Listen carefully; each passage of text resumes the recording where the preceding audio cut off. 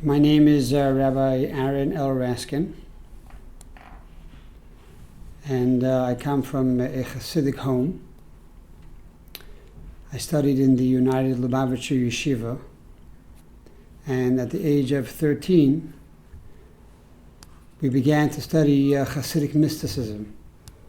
And a great emphasis in mysticism is about heaven and earth.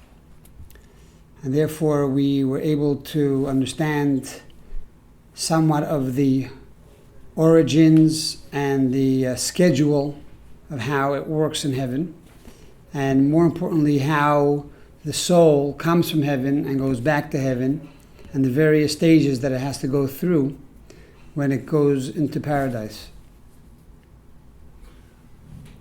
So you talked about heaven with the implication that heaven is like the natural home of the human soul, that all souls originally emanate from God, and heaven is the natural home. So does this mean that why do we not have memories of this original home if the soul is something which can be said to have memory? The soul originates in heaven and it comes down into the physical body. The journey of the soul is to overcome the physicality of the body and the desires of the animal soul that is also in the body.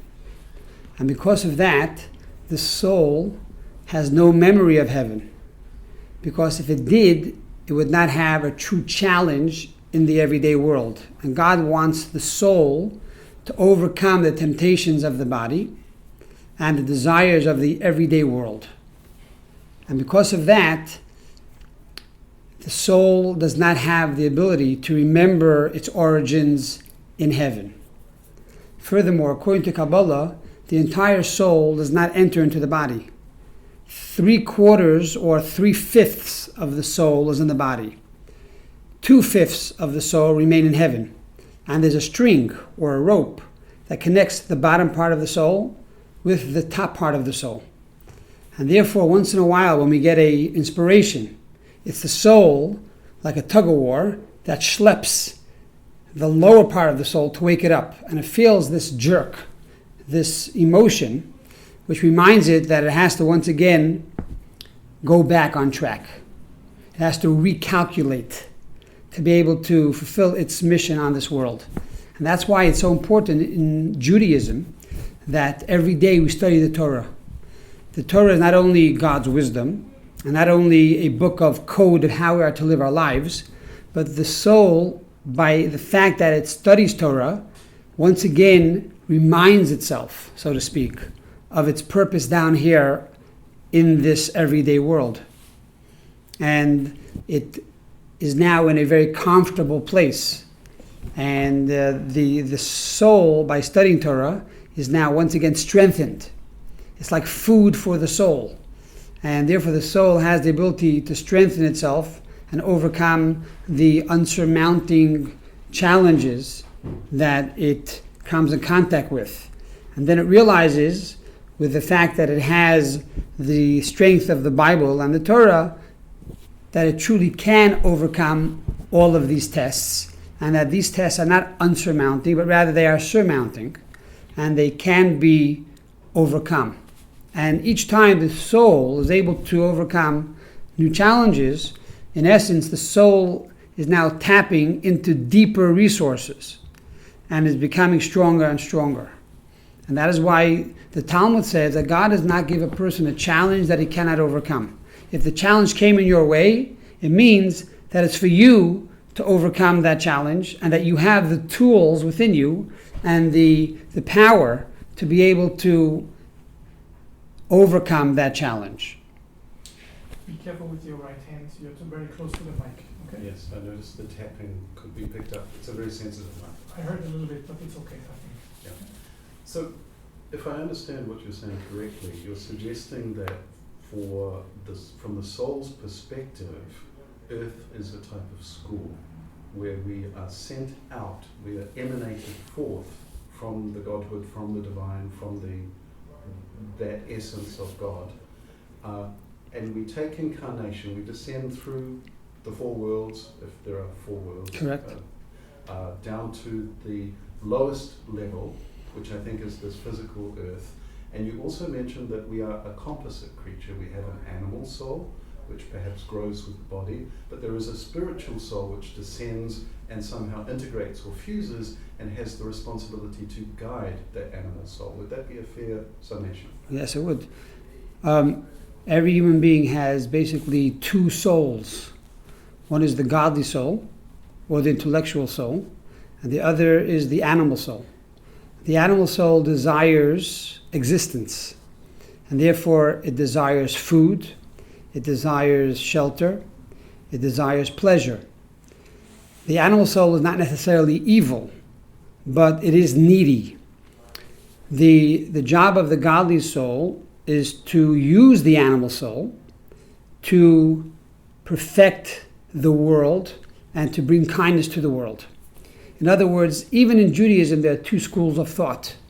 Do we suppress the animal soul, or are we to use the animal soul and harness it for our benefit?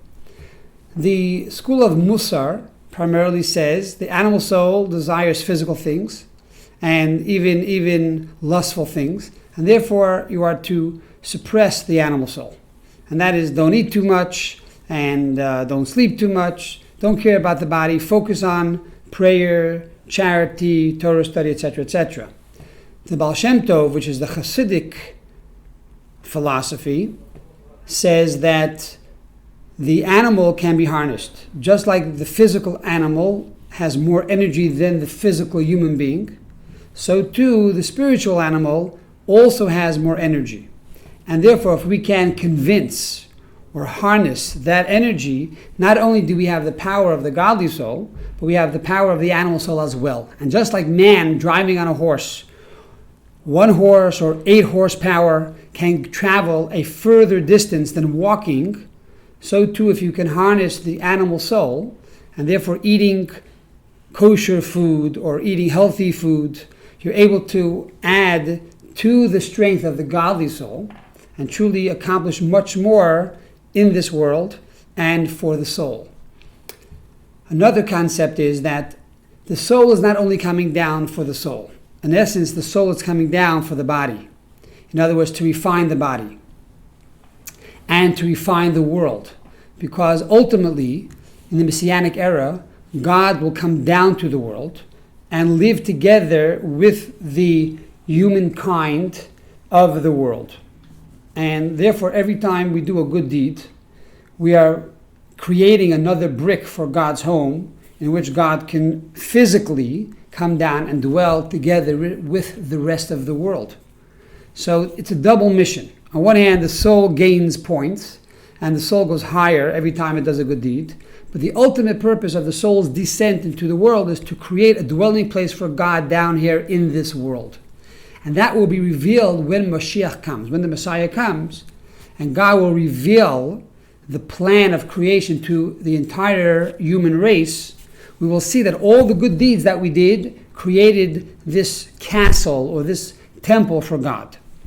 And then man, according to Kabbalah, will live forever, soul in the body, for all eternity. Because the body was refined over the years by the fact that the body performed good deeds through charity, through the study of the Bible, through the study of Kabbalah, and through self-refinement. So the reward of the body is that the body now, instead of receiving energy from the soul, has the ability to give and feed energy to the soul. And that will be the paradigm shift between now and the Messianic era. Okay, I'll just take a cut there. This is extremely interesting. Please forgive me if I'm occasionally distracted to make sure that we get the best technical results. I'm just finding the lighting is a little bit excessive, but I've adjusted that.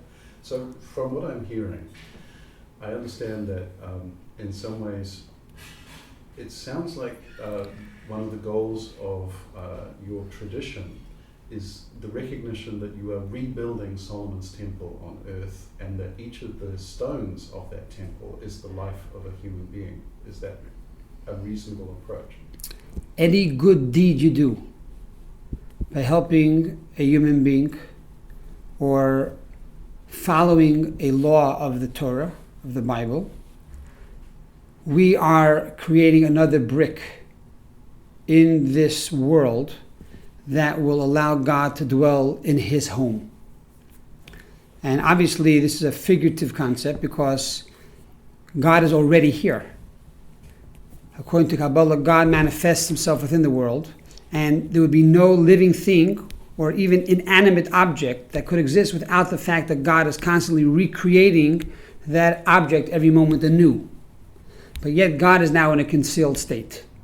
And the objective is to bring God out of hiding into a revealed state, which will take place in the Messianic era. So this sounds a little bit like the Platonic concept of the monad, how the monad is in every single entity, every being, and that is an expression of that.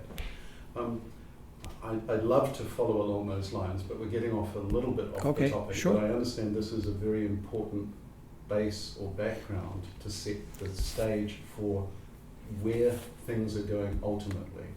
In the arc of the life of a human being, if they're living according to the Torah, if they are following the precepts, keeping kosher, performing charity, engaged in daily prayer according to their traditions, at some point they will die. That's something we will face.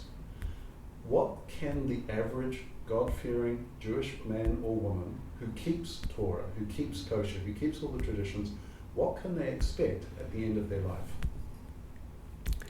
After a person dies, then the soul goes to paradise. According to Jewish tradition, every Jewish soul will ultimately end up in paradise. Because the Talmud says there's no person on earth that is not filled and replete with good deeds like the seeds of a pomegranate.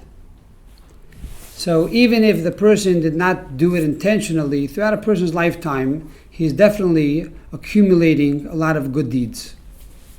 However, depending on the intention of those good deeds, and also depending on the fact of what he did with his spare time, would depend how long the soul needs to be refined.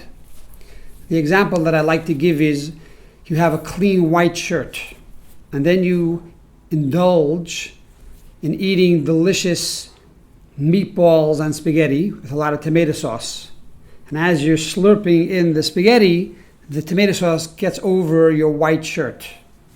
So now you need to clean out that white shirt. So hell in Judaism is not considered to be something that is eternal, but rather hell is a temporary process of refinement. It's like a cleaners, sending the shirt into the cleaners. Now, according to Kabbalah, there are various types of hell. There's the hell of snow, and then there's the hell of fire. If a person was lazy in his life, he's going to go into the hell of snow, which is freezing, which is going to make him go faster. And for passionate sins, he's going to go into the hell of fire. So the hell is really a way to cleanse the garment of the soul, so the soul will be able to enter into paradise and appreciate the experience of this lofty and very pleasurable place. So from perhaps an alchemical point of view, we talk about the refiner's fire. So you're saying it's like a process of refinement to burn away the dross that the soul has accumulated during its time on earth. Right. And then when that soul is suitably purified, it's then somehow qualified to enter into the heaven. So let's assume that process has been undergone, that the souls who didn't quite make the grade, and I'd like to also hear about how the winnowing or sifting of souls is made, the judgment process to know where do people go. As an aside, we can talk about that briefly, and then I'd like to hear what is it. What do you mean, where do people go? Oh, I'm sorry. You talked about there's probably an element of Of a trial, choice, a trial. a trial at the end of the life based Sure. on how someone has lived. Right. Can you talk briefly about that Sure. process? Sure. The Baal Shem Tov says that after a person dies, a person has to give a din v'cheshbon, a judgment and a reckoning of his lifetime. That's a statement in Ethics of Our Fathers, which is the Mishnah. The Baal Shem Tov asks, why does it say in the Mishnah you have to give a judgment and a reckoning of your life? And the Baal Shem Tov explains that the soul of man is greater than the soul of the angels. So the angels cannot really give a verdict to the man.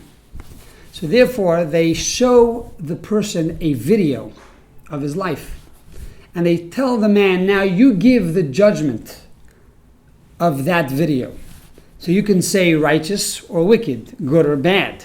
Or you can say, well, the first 10 years was good, the second 10 years not so good, the third 10 years better. And then after you gave your judgment, then they play back your video and they give a reckoning how that was really you. So really you give the verdict of your own life. And if your verdict is good, like a righteous person, it says that a righteous person, when he leaves the world, is like a hair taken out of a cup of milk. In other words, it's a very easy transformation from this world to that world. People who are not so righteous have to go into the process of cleansing, which is what we call hell or Gehenna. And there the soul is refined and all the dross is removed. And then the soul can eventually move on to heaven. Heaven primarily is a place of Torah study, of knowledge. And really, according to Kabbalah, heaven is the intermediate stage between death and the Messianic era, which will surpass that of heaven. The example that is given in classic Chabad Hasidus is that Moses, who's in heaven already for over 3,000 years, and the souls ascend 3 times a day. And then every year on the day of his passing, it makes a major quantum leap. So Moses already made over 3,000 quantum leaps. And to begin with, Moses was on a very high level. So even the soul of Moses is yearning for the coming of the Messiah and the resurrection of the dead, so that the soul will go back into the body and then experience a greater revelation of God than the soul already experienced in paradise. Great. So if I can just briefly pause this here, because we're getting a little low on the memory on this card. I'll change the card so we have a little more time. If I understand you correctly, what you're saying is that the heaven that is experienced by the good person is And again, all the souls eventually get there. a temporary state. After they've been through the refinement, they get to heaven. And that is, however, in cosmic terms, temporary. Because at the end of that, there is a long expected time, which is the establishment of God's kingdom again on earth. Right. And that at that kingdom, I think I heard you say something about bodily resurrection. Can you elaborate on what happens at that point? According to Judaism, according to the Talmud, and this is expounded much more in Kabbalah, when the Messiah will come, when Mashiach will come, after a short period, which could be about 40 years or even less, then the ultimate stage will be called the resurrection of the dead, Techias HaMesim, that the souls will return to the body. The concept is that being that the soul did all the good deeds through the body also needs to be rewarded. The soul was rewarded in paradise, but how does the body become rewarded?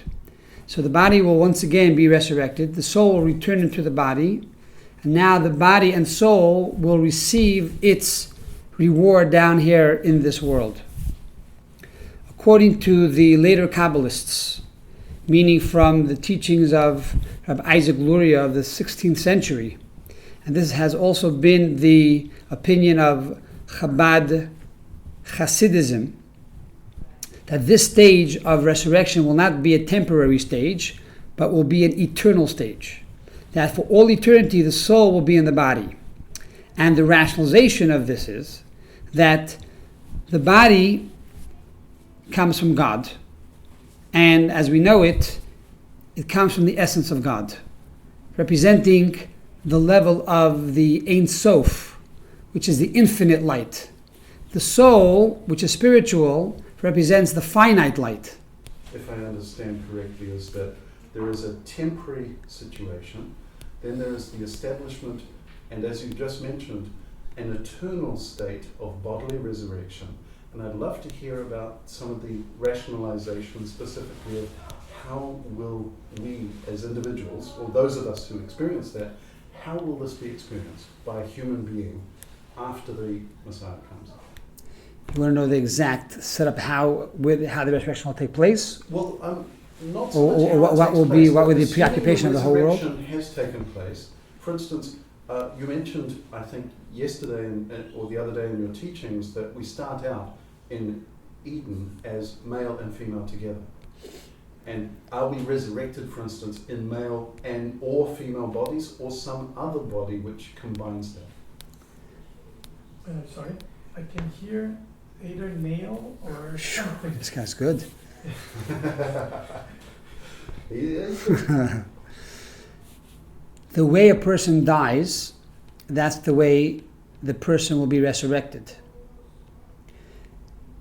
Which means twofold. If you died as a male, you'll be resurrected as a male. If you died as a female, you'll be resurrected as a female. Now, even though we say there are only 600,000 souls, and the souls, through reincarnation, came many times down into the body to fulfill the purpose of the soul down here in this world, the question now remains, which body will be resurrected through the soul? And to this, the Lubavitcher Rebbe concludes that that is not a contradiction, because being that the soul is infinite, the soul will be cut up, so to speak, into different pieces. For each part of the soul that was refined with that body will go back into that same body. So let's say the soul had to do 100% of good deeds. In the first body, it only did 30%. That 30% of the soul will return to that body. In the second body, it did another 10%. It's now going to go back to the second body. And so it will go from the beginning of creation until the end of time. Throughout all the bodies that it entered into, that soul has now a soul connection with that body. And therefore, every body that refined the body through the soul will be resurrected when the Mashiach will come. So if I understand you correctly, sir, what I hear you saying, and please correct me if I'm wrong, is that after the resurrection in the body, the soul, because of its many lifetimes experiencing or reincarnating, has come in many bodies, some male, some female, and we may have the opportunity to meet the other bodies in which our soul had passed through. For sure. So now we have biological brothers, and when the Mashiach will come, you'll have soul brothers. The other parts of the soul that entered into other bodies will identify with that other body, and they will become relatives. But I sense a kind of a logical contradiction here, because from one aspect, the Kabbalah says that we are all one, we're all emanations of the Ein Sof. So therefore, in fact, there is only one soul, and that we're all soul brothers. What? It says in the Kabbalah, when God created Adam, the first human being, He created all the souls for all the generations.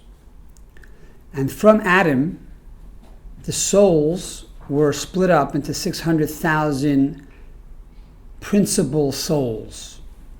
And just like Adam had a head and a body and hands and feet, different souls come from the heads, different souls come from the feet, and different souls come from the hands.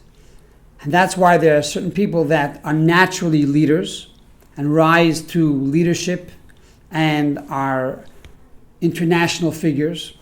And there are those who are followers.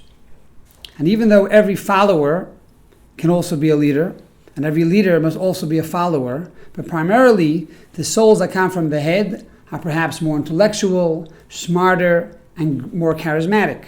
Those souls that come from the feet perhaps are stronger, are more dedicated, and committed to their teachers and their parents. And together, they complement one the other. So even though originally all the souls were one, yet each soul comes from a particular part of the body of Adam. And this was the Adam Kadmon, the original. The Adam who was created by God, which has its counterpart in Adam Kadmon. There is an interesting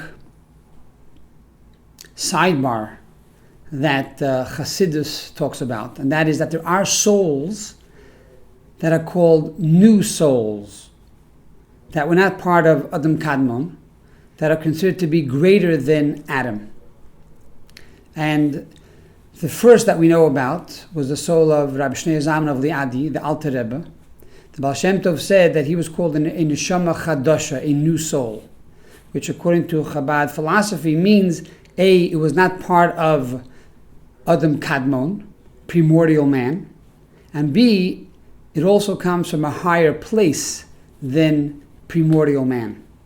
And these were the souls that introduced the teachings of Chabad Hasidism, and these are the souls of the generations that follow the Alter Rebbe, that continue to lead and teach and inspire their generation, and ultimately prepare the world for the coming of the Messiah, and even perhaps being the Messiah. That's a very interesting sidebar, and it raises a whole host of questions, none of which we really have the time to get into. I'd love to continue this discussion as well, but what I think might be of more interest at this moment is some numbers. You've mentioned the 600,000. I've heard from others that there are also a smaller number of witnesses who might be permitted to also partake of this. According to the current population of our planet. Okay. So first of all, I think it's important to note that even though I'm Jewish, as a Jew, we believe that you don't have to be Jewish to be resurrected. But any good human being who primarily follows the 7 Noahide laws, which is not to bow down to idols or commit blasphemy or kill or steal or be cruel to animals or commit illegitimate sexual acts, but follows the laws of the country, of a democratic country, and gives charity, these souls will also be resurrected.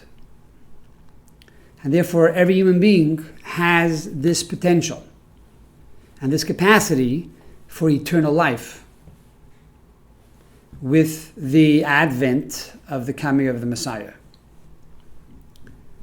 And therefore, I believe it was the mission of the Lubavitcher Rebbe, who was a great humanist, besides being a great Hasidic leader, to include the non-Jews in this preparation of the advent of the Mashiach. For the Rebbe said that this is the last generation of exile and the first generation of the coming of Mashiach. And therefore he asked his followers to follow in the footsteps of Moses, who was charged by God to teach these 7 Noahide laws to all the nations, and saying that nowadays we are living in a democratic country and even a democratic world, and we have much more influence over the other nations than we had 50 years ago. And therefore we must use out this opportunity to teach them of these laws so they too can participate in the great advent that is about to unfold before our very eyes. And if we can backtrack just a little bit, it almost becomes essential for your doctrine to include the teaching of reincarnation, because otherwise there would be a lack of justice if, for instance, some child born in Somalia with a soul grows to the age of 3 months and then dies. They would never have that opportunity to hear of these teachings, and therefore almost by necessity it's essential to have reincarnation to be part of that system so that they have another chance to be born in a place where they can hear this.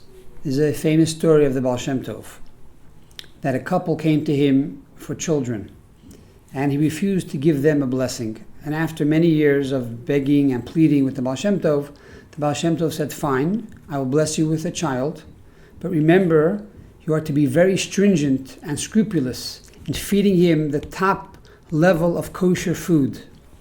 Make a long story short, they gave birth to a child. The child lived only a few years and then died.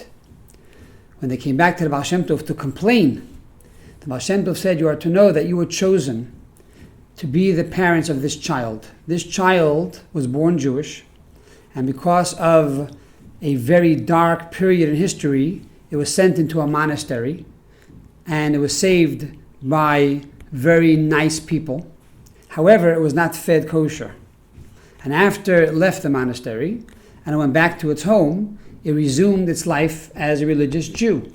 After the soul went to heaven, God said to the soul, you can go to paradise, but you can go to a greater paradise if you choose to go back to the world and eat kosher for those X amount of years that you lost out when you were the first time here on earth.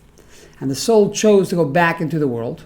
And so I chose you to be the family, to raise the soul, to give it a greater level of paradise and a greater level of pleasure than the soul would have received if it did not return back to this world. So sometimes the soul is born for a few months and dies. It's because the soul needed to finish something for itself or to impact its surroundings in a certain way. And that alone is the elevation of the soul. No soul is removed from this world before its time. And no one can take a soul away from this world unless God allowed it to happen. So, even though it's very painful, and as much as we know about Kabbalah and heaven and earth and the afterlife and reincarnation, this can never replace the heartbreak and the sorrow of a parent that experiences, God forbid, a loss of a child. And we pray every day that God should never test us, and that we should have healthy children that outlive us. That is, of course, desirable. If we look at, you've cited a number of sources, the Talmud especially. You have a very rich, a very deep tradition on which to draw for some of these teachings. Does this tradition relate how this information is acquired? Does it come as direct inspiration from God? And is this an unchanging Talmud, or are there, how can I put it, occasional renewals or revelations through different people who may perhaps bring back more revelation? On Sinai, God revealed the entire Torah. Not only the Ten Commandments, but after God spoke the Ten Commandments, Moses went to heaven for 40 days and 40 nights. At that time, God gave Moses the entire Torah, in other words, the revealed Torah, the Talmud, the Jewish law, and also the concealed Torah, representing the Kabbalah and Hasidic mysticism.